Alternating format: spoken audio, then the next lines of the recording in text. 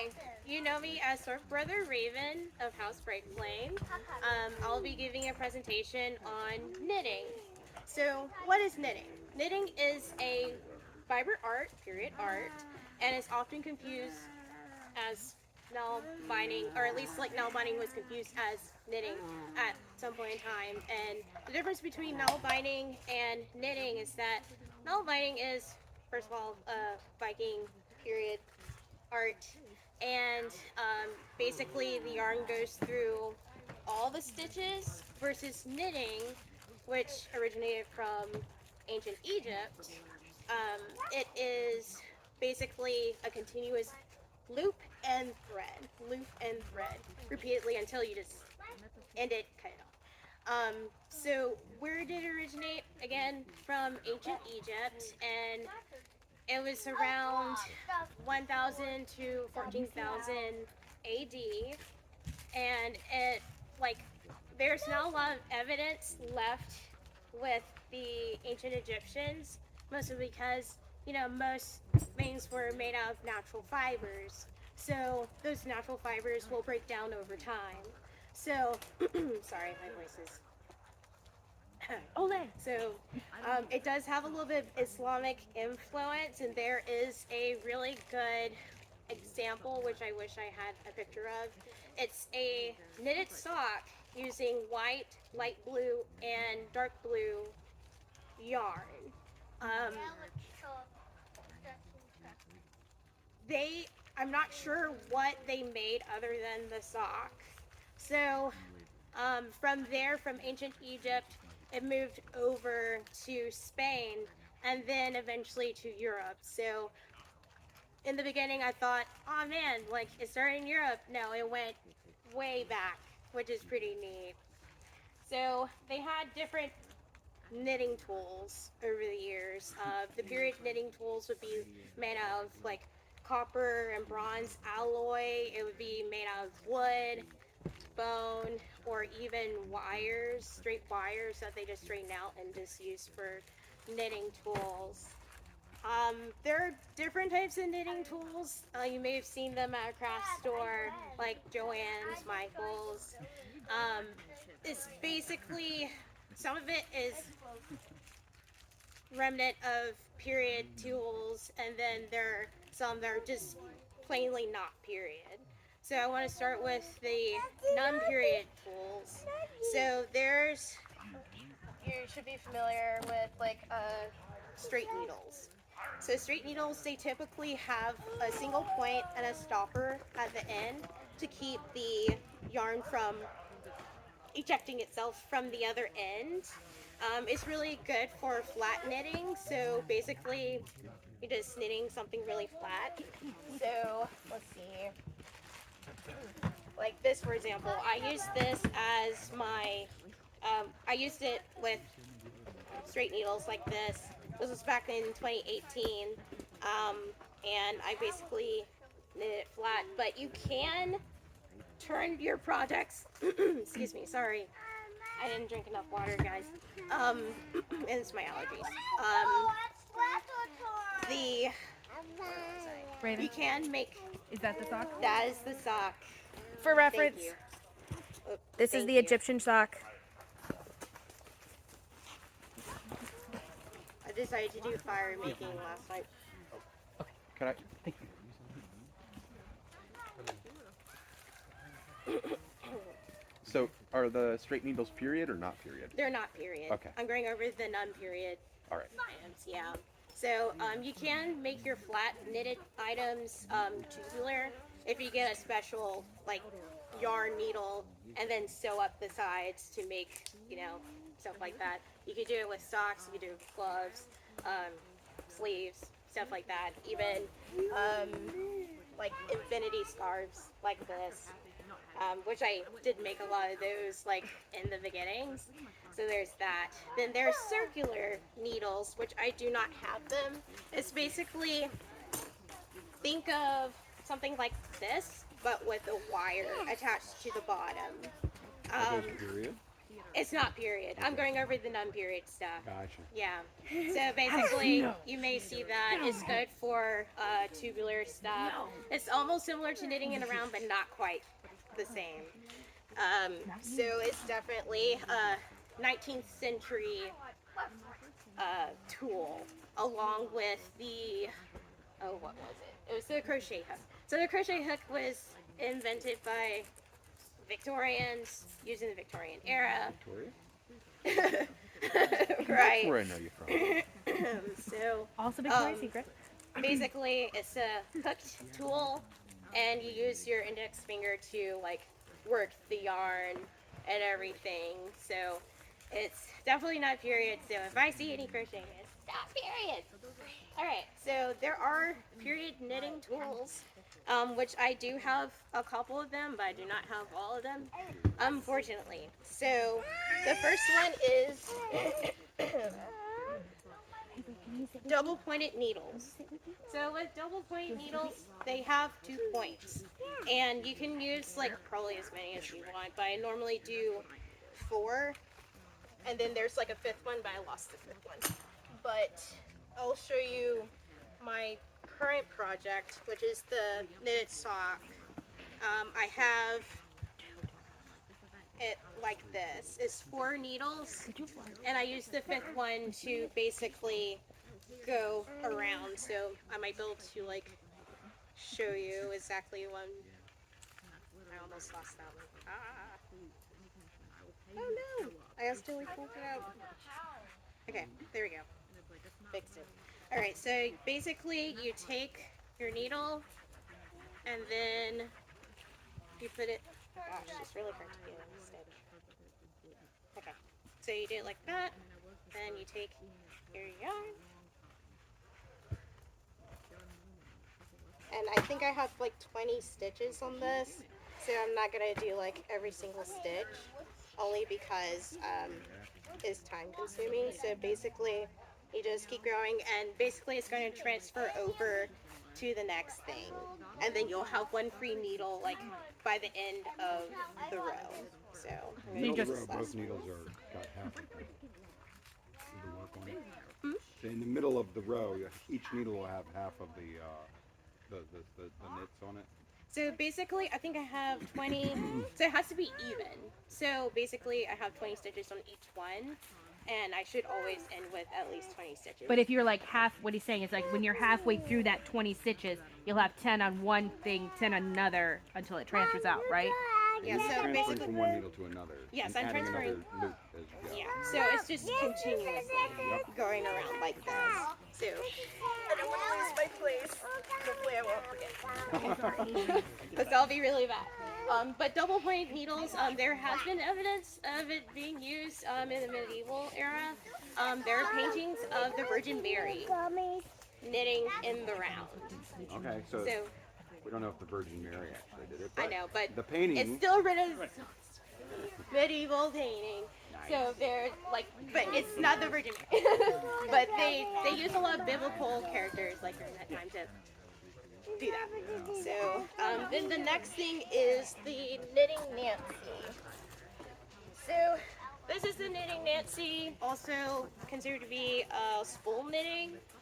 Normally it could be like 6 to 8 prongs, and you're just going around in a circle. So basically you see that I already started on the cord. It'll always look like this. It'll always become like a braided cord. And there's a hole in the center of the prongs, and like there's a time when people use like just nails and wood and just did it like that. But basically you take your loose strand and you just go around the prongs like that. I'm so sorry, it's really tiny. And then you just go over loop. Just continuously go over loop and it'll just braid itself. Sometimes it's really hard to grab the fibers as they like to separate. But it's just a continuous like going around and binding off, which I don't want to do like right now because I really want to like make this longer, is similar to how you would knit, which I will show you at the very end. But spool knitting, it was created by Germans. It used to be a doll for children. It was created in Strasbourg, Germany in 1535. So I thought that was pretty neat. Then there's a thing called a lucid fork. It was made during the Viking medieval era. It's basically similar to the knitting Nancy. So, but the thing is about the fork, it has two prongs and a hole in the center. So basically it'll just make cordage just like the knitting Nancy.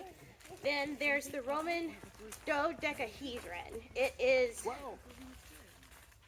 12 something. well what? 12 12. something. Yes, it has 12 faces. So think of not even a cube. Think of A D12. yeah, something similar, but it has a lot of faces. It has holes. It's hollow. It has like round balls on each of the corners. And there has been speculation whether or not they used it for like different things. They believe that they used it for gloves or for money. It was also created in the 2nd to 14th centuries, so there's no way we can ask a Roman, like, hey, how did you do it? We don't know. So, there are different knitting styles. And they all have like different names, so there's like 5 different styles. It's basically all kinds of handholds.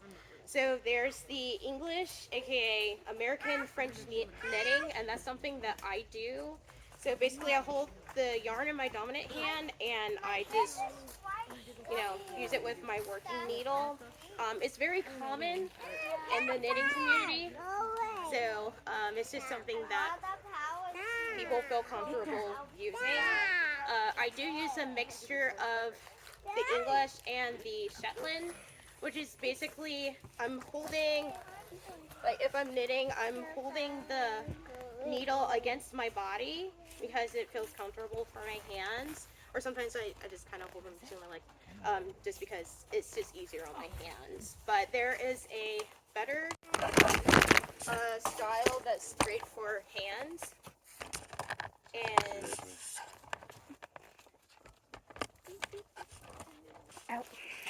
there's a better style for hands, and it's a lot quicker too. It's called the Portuguese. Coming up. You know that? So the Portuguese is basically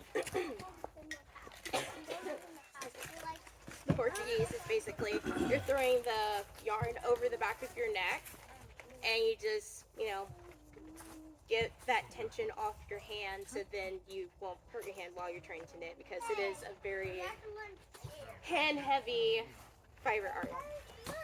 Then there is the, I already went over the Shetland, which is also the Scottish old way from the hip bit. And then there's the continental German/European, where you have the yarn in your dominant hand, and it's a lot quicker than all the styles. So I haven't tried to do that one, but I'm more comfortable with the English Shetland. Then there's the lever, Peruvian, Catholic, Australian, Irish cottage. The where, lever? Huh? The lever? Yes, it's called lever, Peruvian/Catholic, Oh, okay. Australian, Irish cottage. Like, it has so many different names. Like, most of these, except for the Portuguese, has a bunch of names attached to them. So I'm like, gosh, just settle with one name. So basically, you have the yarn in your dominant hand, which my hand is, right? And then you loop the yarn with the working needle without moving your dominant hand. Hey! So if I remember correctly, it's a lot of like working the fingers, and like I said, like my hands are just too tiny for that kind of thing. So there are period stitches. So stitches is basically, as you can see here, this is stitching. There's the somewhat 3 basic stitches. There's the purling stitch, then there's the knitting stitch, and then the stockinette. Purling, it was made or invented in the 16th century by the English. So there's evidence of that. There was this it's like pair of stockings made for Eleanor of Toledo, and they were made around 1526. So they're not sure exactly what year, but they're saying around 1526 is like a good general year. Then there's the knit. I'm not sure. I couldn't find any evidence of when it was used, but it was definitely a stitch. How far From- back? You said like early Roman. Not early. The dodecahedron was made during the Roman Okay. Empire. And then there's the stocking net, which is basically you knit a row, then you purl a roll, and knit, purl, continuously.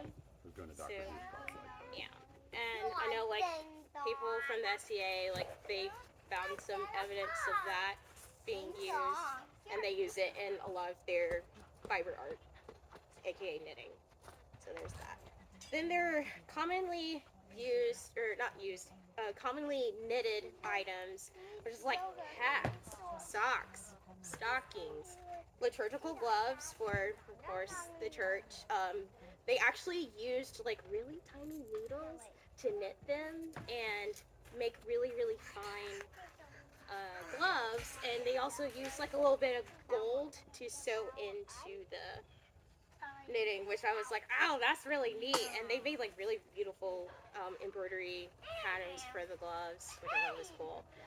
They also made ornate jackets, and I've seen pictures of the jackets online, and they are intense, very intense. And they also did like relic bags, which I do. I made one. Knitted. I used straight needles for this though, but I can probably make another one using knitting in the round. But this is like an example of a relic bag. Something very simple, just to put, little things, little objects in. Wait, can I see it? They also made pillows. Can I see it? Oh, yeah, sorry. You're good. Okay, I was thinking You're good. I appreciate that.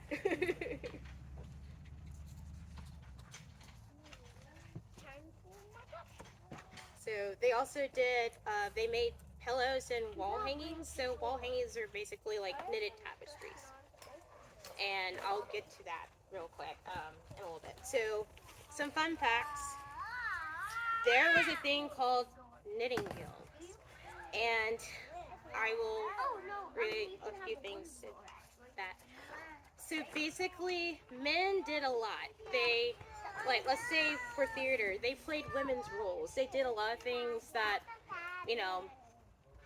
men, you don't normally see them typically do today, because women are now filling those roles. But men actually were part of those knitting guilds, and basically they took up an apprenticeship.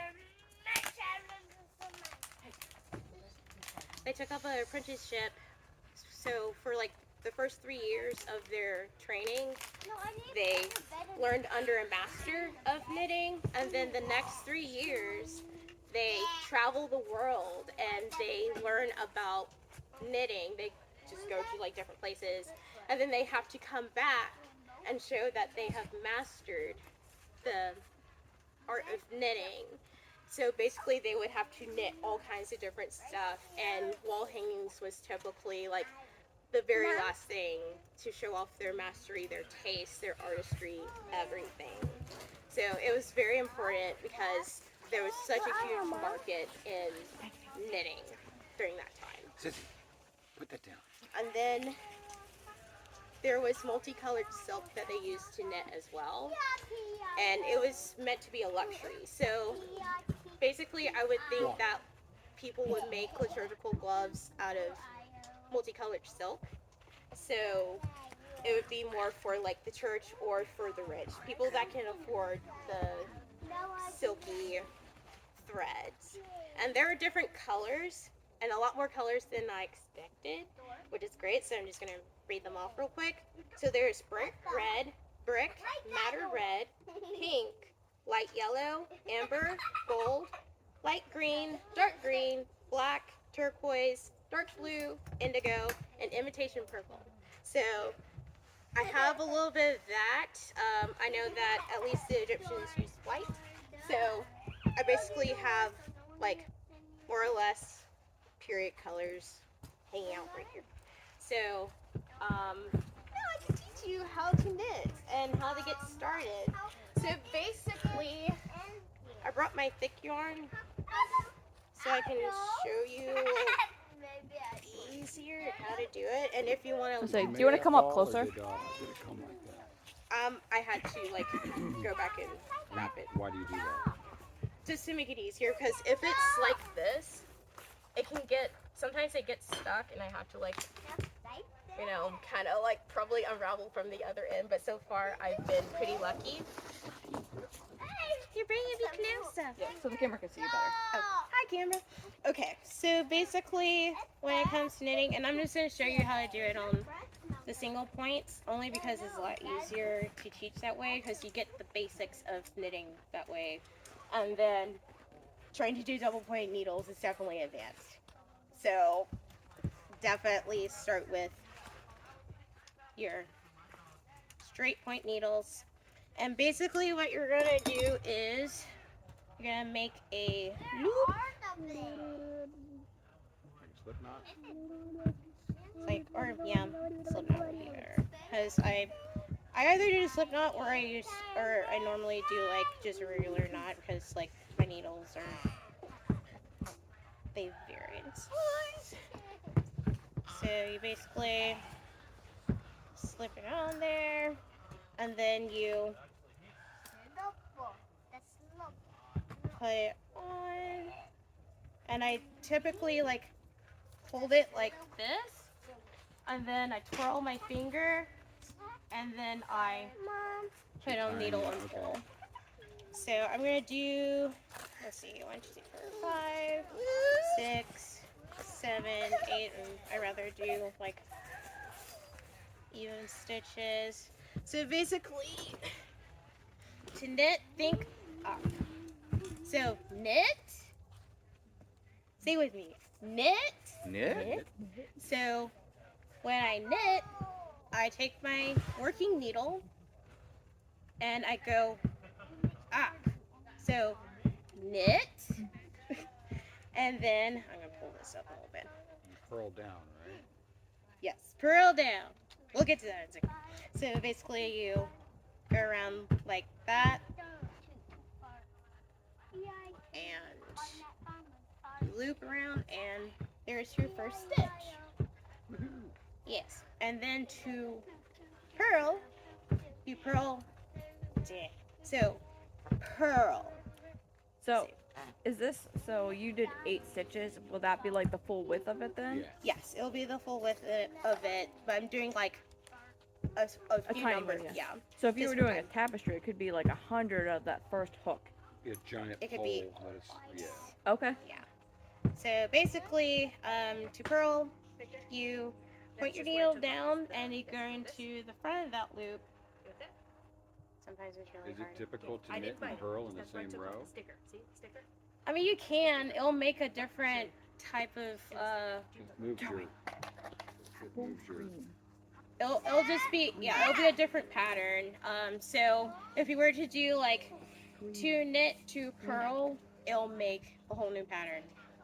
It's just most stitches, other than the 3 that I mentioned, they're not period, and they've been like somewhat like recently-ish It sounds like developed. purling is like 1500. That's a little bit later than I look at anyway. But it's just more like the combination, like the patterns. Like there's stitches, but what people call stitches now is like the pattern combination of.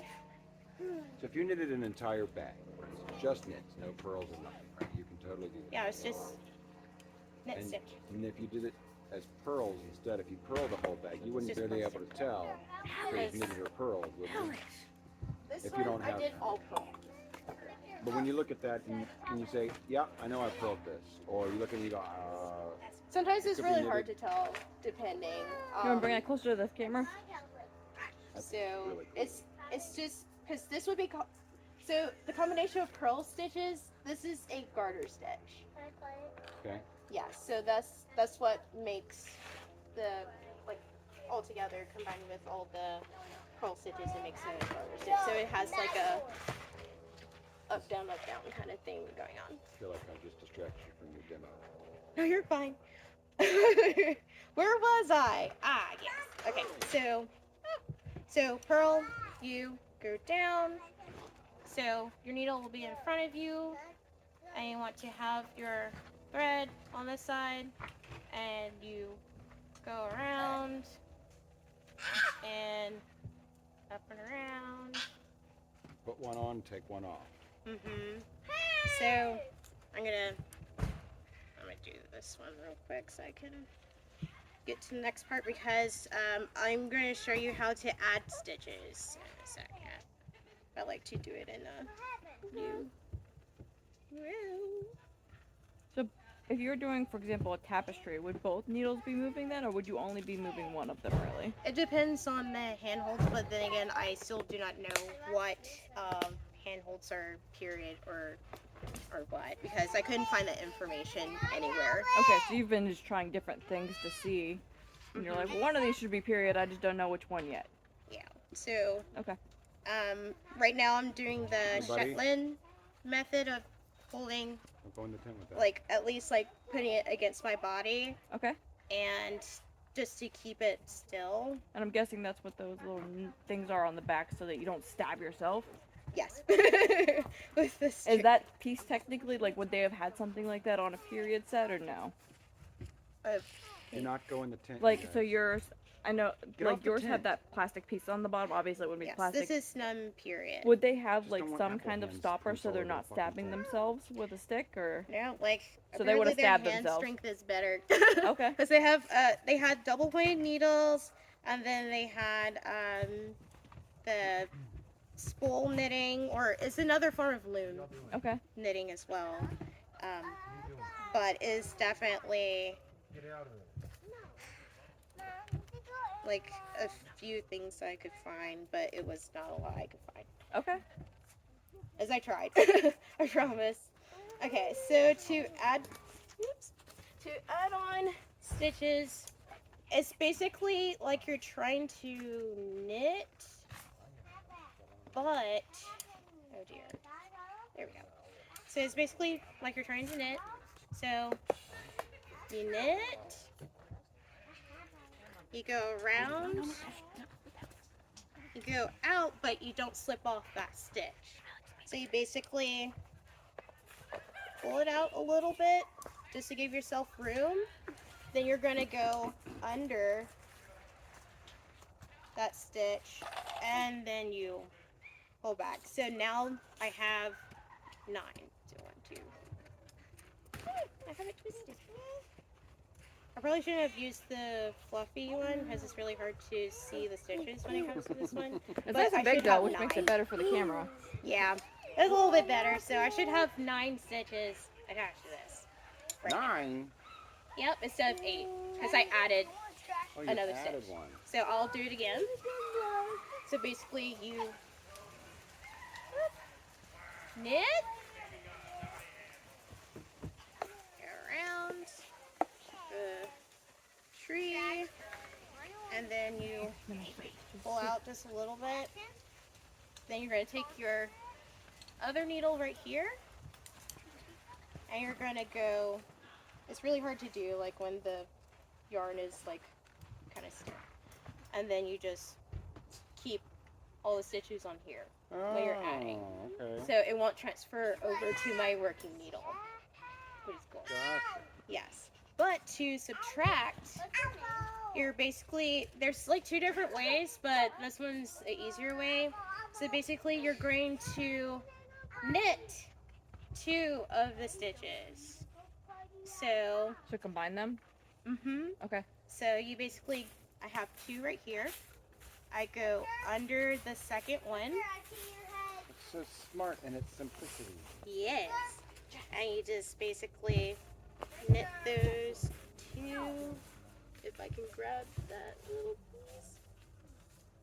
And And then you slide off the 2. And now I should have, well, I think I did 10 of, so I have 9.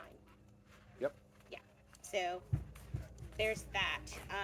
So let me finish this road real quick.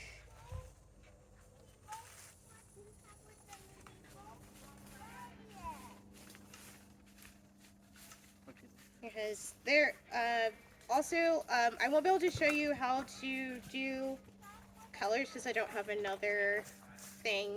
Well, I could do it on one of those, but it'll just be a little hard to see. But you can add colors at any given time. It doesn't matter when you do it. I think I got turned around. Now, with the adding and subtracting stitches, would that work in a way to get more shape and tailor, for example, like you said with socks? I'm so sorry. When you're adding and subtracting stitches, would that allow you to like tailor the shape more, like as if you were doing a sock or something? Mm-hmm. Okay. Yeah, Just that'll be curious. great. So I think I got it twisted up. So I'm so sorry. But I can show you how to bind off real quick. I just need to. And then the beauty of knitting is you don't tie it off. Hmm? You don't tie it off, and a needle comes out, and somebody But it's like, pulls, whoops. and Well, hours of your suck, you life. have to. Well, actually, I have been able to save projects whenever I accidentally slipped off stitches. I've done it before, and I was like, this actually sucks. So, actually, let me use. Less fuzzy thread. Yeah, because it's really hard to see. Can I use purple? Is that leopard? And I might use. And say, do you try to match the thickness of your needles to the thickness of your yarn? Because it just looks better that way. So that would look more like a net when you were done with it, wouldn't it? Yeah, a very loose net. So.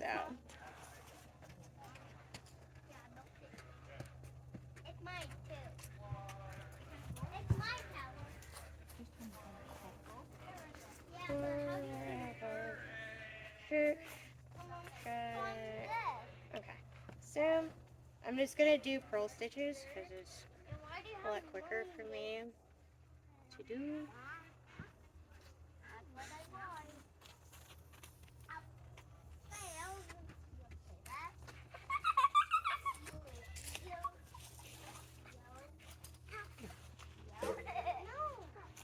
As the bind off is actually similar to what I showed you, like on how to subtract, but it's going to be a little different once I show you.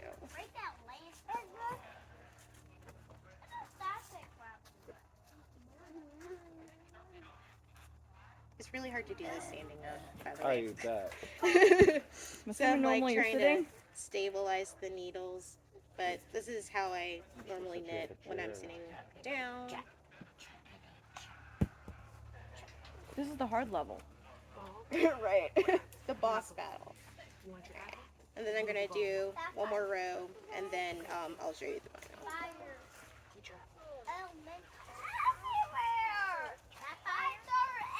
Because with the thick one, the thick yarn, it would have been nice because I did the same thing when I was at home, and I made like this something small. Where did it go? It was in this box. It's probably gone now. There's a sock on the ground. Oh, this is it. So basically, like, I did exactly what I planning to do with this one, and I found it off, and it ended up looking like this. But it's misshapen. But hopefully I'll be able to bind off okay with this.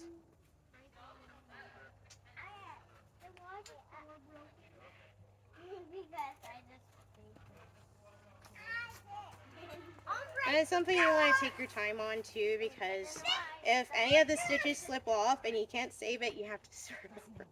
And no one likes starting over on a project. Am I right? Wait, like start over, or just that Yes, line? if you can't save the project at all, if you lose one of the stitches or a lot of the stitches, because there's a way to like go back and kind of put the needle back through the holes, but it's not always something that is easy to do. Alright, so I have a fair amount of stitching here. So basically, to bind off, you're going to knit 2 stitches. So I'm going to knit my one, then I'm going to knit my, wrong way, knit my second,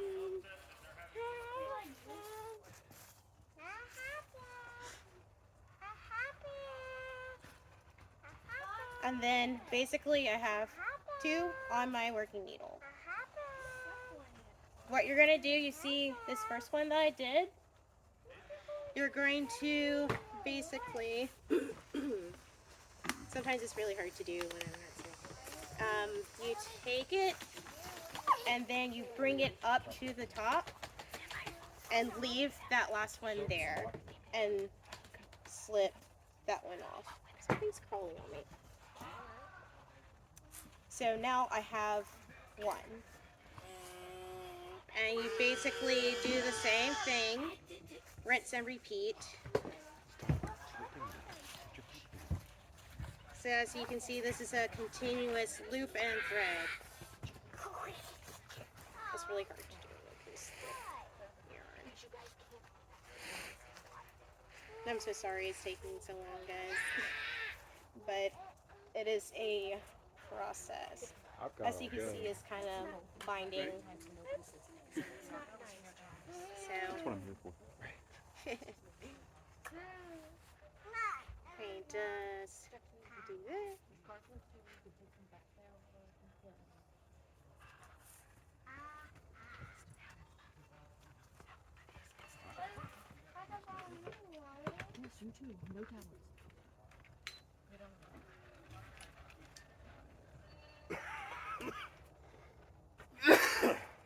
As you can see, it's starting to form the binding.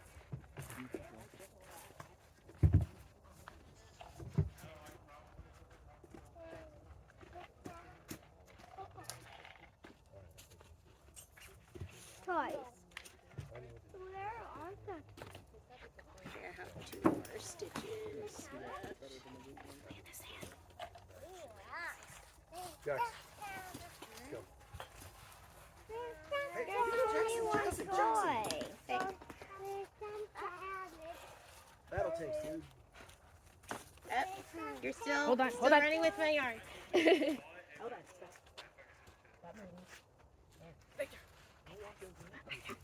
Thank you.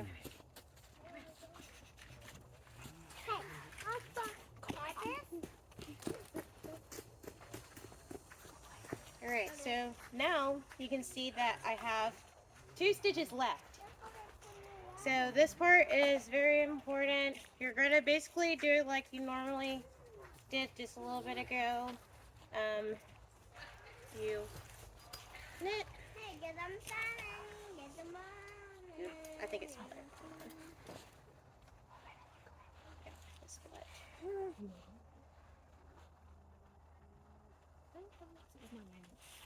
That's the thing that sucks about knitting sometimes, because it's not fully twirled like I wish.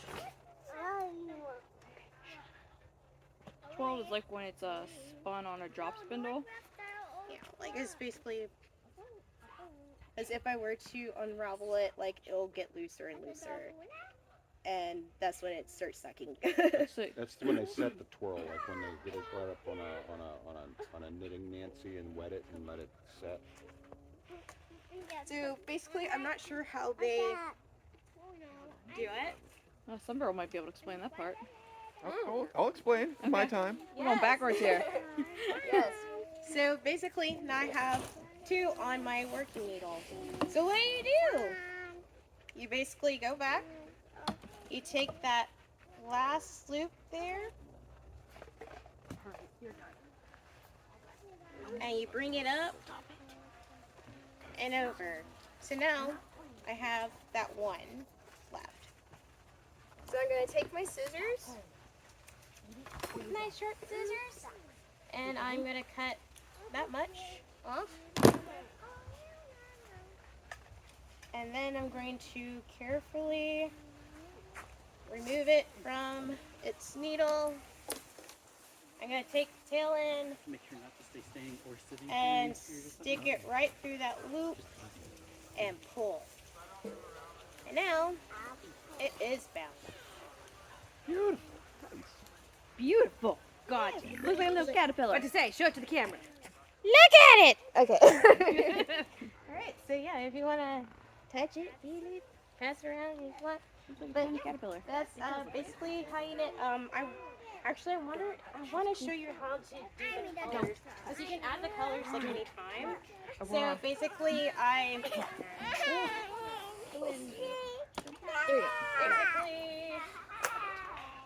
might be able to do a quick one. And I promise this is the last thing. And it's totally worth it. So, doing colors can be a little difficult, but So like adding a color in. Okay. So, yeah, basically do. So I think I'm just gonna do 6 because that'll be easier. And also do pearl.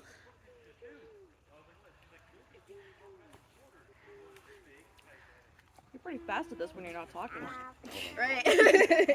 Because I'm concentrating. Funny how it works. Oh, you guys can pass it down and then. We did. Oh. This is a great Throw it in your pastime. box. They use it as a pastime. And like, let's say you're This one. England.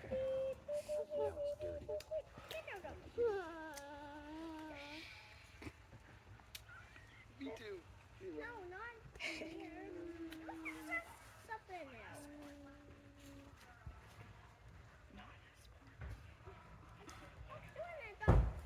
So I have the purple.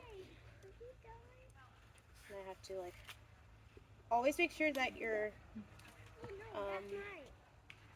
stitches are not twisted because that can ruin the project too. So always make sure that they're straight. So now I'm gonna take my blue, or wait, I can't take that blue. Well, actually I'm gonna do, I'll do white. Right. So basically, I'm going to. Oh, something touched me. It's what? Leaf. It was a leaf. Oh God! It was a I was leaf. like, wait, hold on. What kind of bug is that? Nature okay. blessing you. Yes. It was giving you decoration. Gosh, they're gonna be like, oh my God, she's Babe. freaking out over bugs. Okay, so basically, what you're gonna do, whichever stitch you choose. Oh, actually. Alex, no. Alex, no. So basically, you see where this is, where I could normally loop it that way. You do something similar. You want to make sure that you have enough thread in your hand to do this so that it won't slip. So basically, you're going to go around. And now you see like that new loop.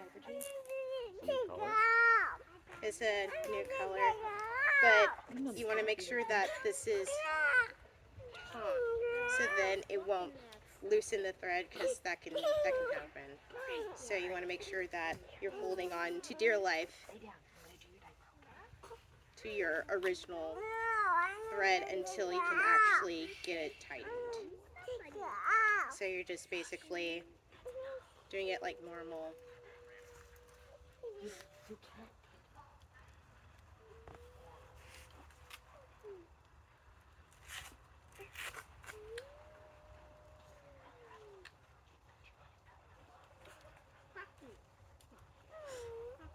Who taught you how to eat an apple? That was a random question. So yes, so now you see that there's a new color, and basically you just, keep alternating between the colors. So if you want to go back and use the purple, which I really should do, it'll be easy. Because normally I just keep them attached like this just to make it easier, but you can cut off the old color and then add it on later, especially if you're going to have like white, like let's say I'm going to do a lot of white. At that point, I would rather cut off the purple and then add the purple later whenever I'm ready to add the purple, or like a tertiary color. So Whatever. what do you do with that white little tiny string hanging down so that it doesn't like unfurl when you cut it? I'm going to actually tie it to the purple. Yay. Okay. Yeah. Tie it to the purple. Told you I don't know anything about this skill, so I'm learning lots today. I have a little bit of I've got a whole big bag full of knitting stuff that I never pull out and use. I haven't knitted in like 12 years. I crocheted. It's always been borderline magic for me. So Crochet's been even longer. And then to add the purple back, you basically go back under that white loop, take your purple, make sure you're holding that white one tight, and go around. And just keep going. And to make patterns, like different little things you can alternate, you have to like travel with the color, which is something that I call it, because you want to make sure that that second thread is with the other color to keep it from getting lost, because that can get a little annoying at some point.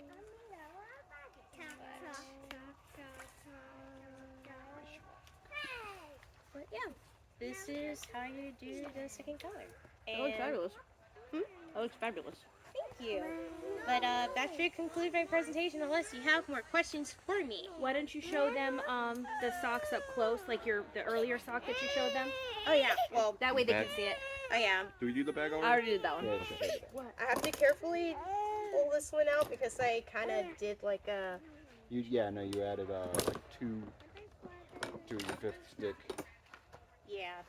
So, and I worked on this project for like months already, and I would hate to like So that lose- thing could completely unfurl at this point. Yeah, if I... Because this is my wow. working needle, so I'm basically taking the stitches off of this one and putting it onto this one. Oh wow. So yeah, so this is me working with 5 needles, and this is great though. It looks amazing. Thank you. Show it to the camera. Oh yeah. That way the camera can see. You go. Hello. So these are my 5 needles. This is my working needle. This is my needle that I'm taking the stitches off of. It's just my sacks. Months of work. It's taking me 10 years, it feels like. But I'm very happy about it because this is one of my knitting in the round projects, because I worked on a glove that's like laying right there. But yeah. I'm gotta wash it. I will take a look at that. And basically I have to like turn it inside out once I'm done. Yeah. Alright. And then there's the glove that I made. Just show the camera. We saw that. Oh yeah. No! And yes, I can wear it. If I can stick my hand in there. It's a little sweaty. But yeah. Cool. Alright. Alright. Yay!